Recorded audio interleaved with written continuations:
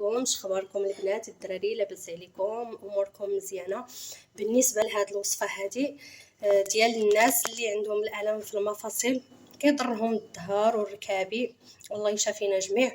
وبالنسبه للدراري الصغار اللي كتكون فيه الكحبه، دابا عرفتوا راه الحال بارد واغلبيه تاع الدراري كيباتوا مساكن ما ناعسينش.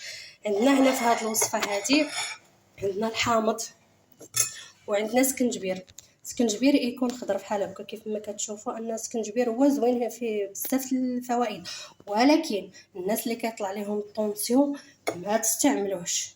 الناس اللي كيطلع لهم الطونسيون حيت هو سخون شويه، داكشي باش هو زوين للمفاصل، هو زوين بالنسبه للناس اللي عندهم البروده يديروه ويتفكروني. بالنسبه للبنات اللي كتجيهم العاده الشهريه كتجيهم بالوجع وداكشي، هاد السكنجبير راه زوين ليها.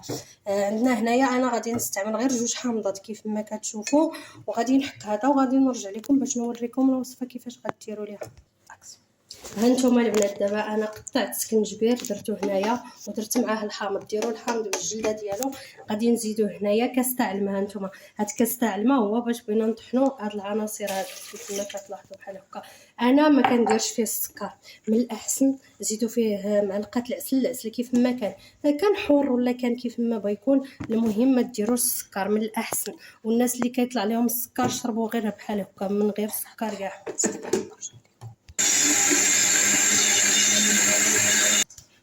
هانتوما البنات هذا راه طحنته مزيان في هذه تطحن مزيان وخديتو صفيتو. ضروري تصفيو حيت السكنجبير كيكون فيه الزغب ديالو باش تقدري تشربيه تكوني على خاطرك ما يعصبكش. راه كتصفيه. شفتوا كيفاش جا دابا كيجي خاطر بحال هكا. كتزيدي عليه معلقه العسل، ما ديروش السكر، ديروا معلقه العسل قلت لكم كيف ما كان نوعه زيديه فيه.